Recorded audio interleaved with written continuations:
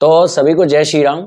आज हम बात करेंगे एक सेल्फ प्रोक्लेम्ड आचार्य हैं या कहें कि गुरु बनने का प्रयास कर रहे हैं वो, और अपने चैनल के माध्यम से बहुत सारी भ्रामक शिक्षाएं, ऐसी भ्रामक शिक्षाएं कि व्यक्ति उनको ही लेकर के असमंजस की स्थिति में हो जाए कि वो बताना क्या चाहते हैं। ऐसी भ्रामक शिक्षाएं वो अपने चैनल से दे रहे हैं। मिस्टर हाइपर क्वेस्ट इस नाम से वो जाने जाते हैं। ऐसा नहीं है कि हमने पहले इनसे संपर्क करने का प्रयास नहीं किया। हमने कुछ समय पहले इनसे संपर्क करने का प्रयास किया था और इनको चेताने का प्रयास किया था कि ये जो कर रहे हैं इनका उद्देश्य अच्छा है पर दिशाहीनता है, ऐसा ना करें। इनके द्वारा कई भ्रामक बातें भी फैल रही हैं समाज में, और अभी भी इन्होंने अपनी रिसेंट एक वीडियो ऐसा बनाया जिसकी वजह से फिर हमको मजबूर होना पड़ा, विवश होना पड़ा ये वीडियो बनाने के लिए। सबसे पहली बात तो ये है कि इनका अपना कोई खुद का सिद्धांत है ही नहीं, सिद्धांत विहीन है ये। क्यों? क्योंकि इन्होंने सबसे पहले वीडियोस बनाना जो स्टार्ट किया था वो किया था किसी अन्य विषय पे, वो धार्मिक विषय था ही नहीं। इसके बाद इन्होंने जब देखा कि धार्मिक विषय पर वीडियो बनाना ज्यादा लाभकारी होगा तो फिर ये धार्मिक विषयों पर आ गए। जब धार्मिक विषयों पर आ गए तो मैंने देखा है कि इन्होंने अपने पिछले कुछ वीडियोस ऐसे बनाए थे जिसमें इन्होंने पौराणिक कथाओं का समर्थन किया था, और समर्थन देते समय इन्होंने श्री रामानुजाचार्य परंपरा के जो श्री माधवाचार्य शास्त्री जी हैं, जिनका ग्रंथ है क्यों पुराण दिग्दर्शन, उसका संदर्भ देते हुए, उसको प्रमाण रूप में प्रस्तुत करते हुए इन्होंने पुराण की कथाओं का पक्ष लिया था, जो बिल्कुल ठीक था। प्रकरण को लेकर पंडित माधवाचार्य शास्त्री जी कहते हैं कि ये जो पूरा प्रकरण है जिसमें ब्रह्मा जी अपनी ही कृति पर सम्मोहित हो उठे, फिर उनके पुत्र जो थे मरीच उनको जो बात बताते हैं, तो इस पूरे का एक आध्यात्मिक अर्थ है। पर ये महाशय पुराणों का पक्ष लेते समय ये कहना भूल गए कि ये जो कथाएं होती हैं, पौराणिक कथाएं, इनके अंदर आदि दैविक, आदि भौतिक, आध्यात्मिक अर्थ तो छिपा होता है, परंतु ये सभी लीलाएं, ये सभी व्याख्याएं, प्रतीकात्मक व्याख्याएं भगवान ने लीला करके दिखाई हैं। ऐसा नहीं है कि ये घटनाएं कभी घटित नहीं हुई हैं। ये संदेश ये देना भूल गए, जिसकी वजह से समाज में एक भ्रम फैल रहा है कि ये जो पौराणिक कथाएं होती हैं सब कल्पनाएं हैं। तो पहले मुझे लग रहा था कि ये कहना भूल गए हैं, पर बाद में इन्होंने एक वीडियो में कह करके सिद्ध कर दिया कि ये पुराण को, पौराणिक कथाओं को मनगढ़ंत मानते हैं। इन्होंने स्वयं स्वीकार किया कि पौराणिक कथाएं हैं तो बहुत महत्वपूर्ण, मगर वो है मनगढ़ंत।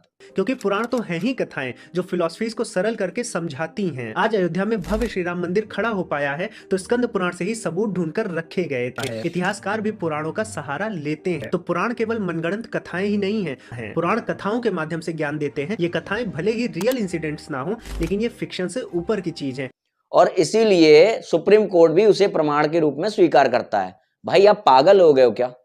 दिमाग चला हुआ है क्या आपका? यदि कोई कथा अच्छा वक्तव्य दे रही है तो उस कथा को हम प्रमाण के रूप में स्वीकार कर लेंगे क्या? सुप्रीम कोर्ट प्रमाण रूप में उसे स्वीकार कर लेगा क्या? कहना क्या चाहते हैं आप भाई? पहले आप सोच तो लीजिए आप कहना क्या चाहते हो। अगर मैंने आज एक कहानी बुन दी और वो कहानी एक अच्छा मैसेज दे रही है तो उस कहानी के आधार पर निर्णय लिया जा सकता है कि यहाँ पे एक गांव था, यहाँ पे एक शहर था, यहाँ ये व्यक्ति रहता था, यहाँ इसका जन्म हुआ था। तो सबसे पहली बात तो ये है कि आपके खुद के सिद्धांत ही क्लियर नहीं है, और आप क्लासेस लगाते हैं, लोगों को इनवाइट करते हैं कि आइए मेरा कोर्स परचेज करिए, पैसे दीजिए मुझे इस कोर्स के, वो कोर्स जो मुझे खुद नहीं पता है कि क्या है। दोस्तों बहुत से कॉन्ट्राडिक्टिंग पहलू हैं हमारी एग्जिस्टेंस के, जिनके उत्तर शायद ही हमें कोई रैशनली दे पाएगा, लेकिन ये सारे क्वेश्चंस मुझे लगातार परेशान करते हैं और इसीलिए मैं तरह तरह की फिलॉसफीज को लगातार पढ़ते रहता हूँ। अभी और आगे मैं बताता हूँ आपको। आपने अपने एक वीडियो में मूर्ति पूजा का पक्ष लिया, अवतारवाद का पक्ष लिया। ये करते समय आपने प्रत्यक्ष अथवा अप्रत्यक्ष रूप से आर्य समाज का खंडन कर दिया। और अगर कोई ईश्वर नए नए रूप ही नहीं ले सकता तो कैसे सर्वशक्तिशाली ईश्वर हो गया? जो ईश्वर इन्फिनिट यूनिवर्सेस बना सकता है, प्लैनेट्स, गैलेक्सीज, स्टार्स बना सकता है, करोड़ों जीव जंतुओं को बना सकता है, वो आपकी श्रद्धा भाव को देखकर क्या हनुमान जी, दुर्गा जी या शिव जी का रूप नहीं ले सकता? तो आप बिना किसी के बहकावे में आए ईश्वर के सगुण स्वरूपों, मूर्तियों आदि की पूजा बेझिझक किया करें। ईश्वर सर्वशक्तिमान है, वो आपकी भक्ति को देखकर कोई भी रूप धारण कर सकता है, और अगर नहीं कर सकता तो ईश्वर ही नहीं है।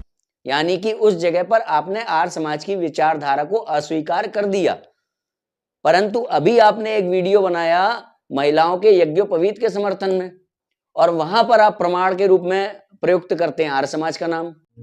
दोस्तों, अगर आपको इस प्रश्न का स्पष्ट उत्तर चाहिए कि स्त्रियां जनेऊ धारण कर सकती हैं कि नहीं, तो हाँ, बिल्कुल कर सकती हैं। इनफैक्ट आज भी ऐसे संप्रदाय हैं हिंदू सनातन धर्म में, जैसे आर्य समाज है, वो स्त्रियों के यज्ञोपवीत संस्कार का समर्थन करता है। लोगों को ये दिखता है कि आप धर्म का पक्ष रख रहे हैं, धर्म के बारे में लोगों को जागरूक कर रहे हैं, पर जब एआई का प्रचार प्रसार बहुत तेजी से बढ़ रहा था, उस समय आपने एआई पे वीडियो बनाने के चक्कर में धर्म का भी खंडन कर दिया, भगवान का भी खंडन करने का प्रयास कर दिया, लोगों के मन में ये प्रश्नवाचक चिन्ह डाल दिया कि इस दुनिया में भगवान है भी कि नहीं। दोस्तों, बहुत से कॉन्ट्राडिक्टिंग पहलू हैं हमारी एग्जिस्टेंस के, जिनके उत्तर शायद ही हमें कोई रैशनली दे पाएगा, लेकिन ये सारे क्वेश्चंस मुझे लगातार परेशान करते हैं और इसीलिए मैं तरह तरह की फिलॉसफीज को लगातार पढ़ते रहता हूँ। सबका यही मानना है कि भगवान ने इस यूनिवर्स को बनाया है, लेकिन यहाँ पर मेरा एक प्रश्न है कि अगर भगवान ऑल पावरफुल है, उनको सभी चीज की नॉलेज है और उनके पास सभी तरह के रिसोर्सेज हैं, तो फिर वो यूनिवर्स को बनाने में इतना टाइम क्यों लेते हैं? इवोल्यूशन की जरूरत ही क्यों पड़ी? और अगर इवोल्यूशन की जरूरत है तो इसका मतलब यह है कि भगवान किसी न किसी प्रोसेस से लिमिटेड है, जिसका अर्थ है कि हम भी किसी इंटेलिजेंस के नौकर हो सकते हैं और उनका रात दिन काम कर रहे हैं। हो सकता है कोई एलियन रेस हो जो हमसे अर्थ पर अपना काम करवा रही हो। तो इस सबसे प्रतीत क्या होता है? इस सबसे प्रतीत ये होता है मिस्टर हाइपर क्वेस्ट कि आपको धर्म से कोई मतलब नहीं है, आपको भगवान से कोई मतलब नहीं है, आपको अपनी दुकान से मतलब है। जब जिस चीज की लहर चलेगी उस पर आपको वीडियो बनाना है और ऐसा वीडियो बनाना है, ऐसी बात कहनी है जिसका भले ही सत्य से कोई मतलब हो या ना हो, मगर आपको ऐसी बात कहनी है जो लोगों को अच्छी लगे, ज्यादा से ज्यादा लोगों से सुने, ज्यादा से ज्यादा आपके चैनल पर व्यूज आए। जैसे कि एआई की बात चली तो आपने भगवान का खंडन कर दिया, धर्म का खंडन कर दिया। जब अवतारवाद की बात चली तो आपने आर्य समाज का खंडन कर दिया।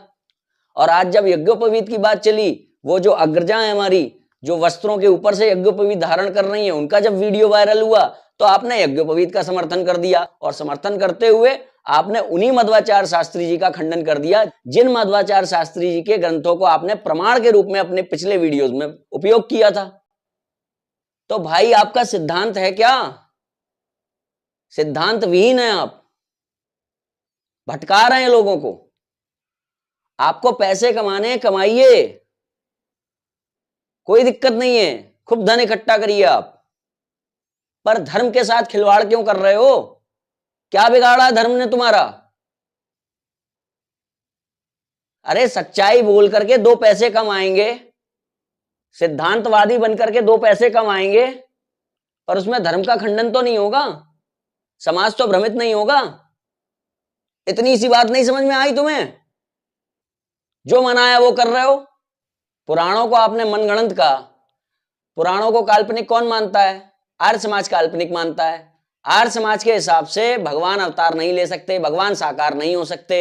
वो बात और है कि मनुष्य के अंदर दुनिया के सभी नियमों को तोड़ देने की इच्छा व्याप्त है। असतो मां सद्गमया, तमसो मां ज्योतिर्गमया, मृत्युर्मा मृतम गमया। और आर्य समाज की इस बात का विरोध तो आपने भी किया अपने चैनल में, ये कहते हुए कि वो ईश्वरी क्या जो अवतार न ले सके।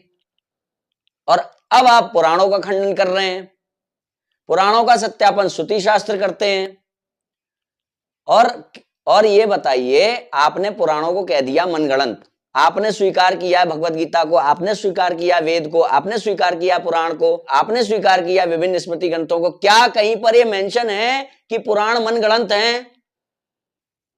तो पुराण को स्वीकार करने वाला ये कैसे कह रहा है कि पुराण मनगढ़ंत है? दिमाग खराब है, दिमाग खराब। जो माना है वो करो, जो माना है वो कहो।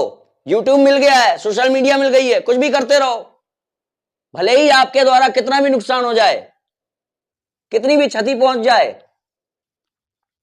लोग मर रहे हैं, मरने दो।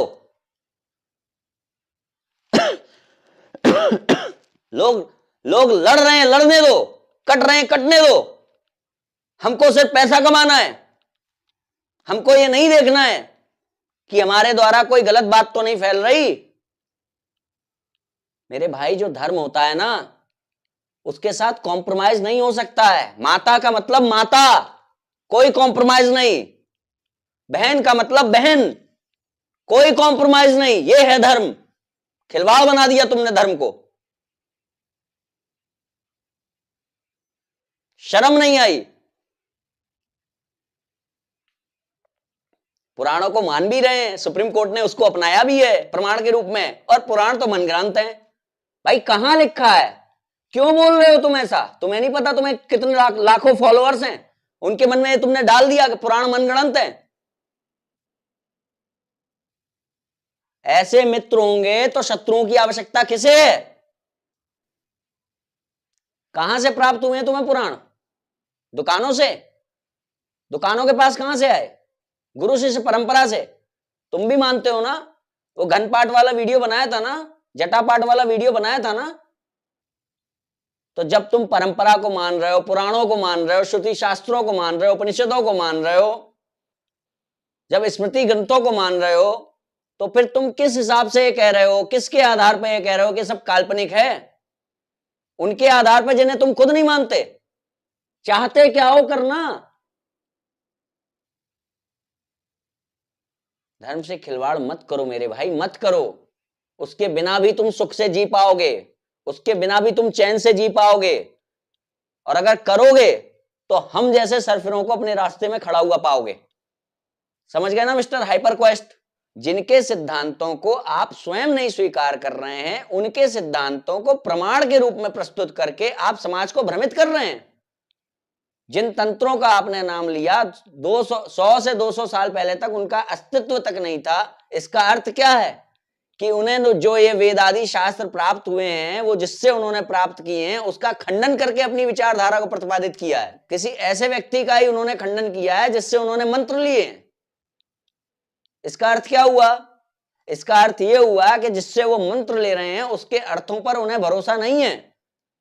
उस भरोसा ना होने का कारण कोई भी हो सकता है। हो सकता है उसे ये लगता हो कि उस व्यक्ति ने लालच के वशीभूत होकर के गलत अर्थ दिया।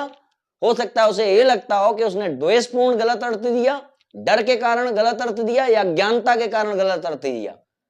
कारण कोई भी हो, जहां से इन तंत्रों को मंत्र प्राप्त हुए हैं उस स्रोत पर इन्हें भरोसा नहीं है।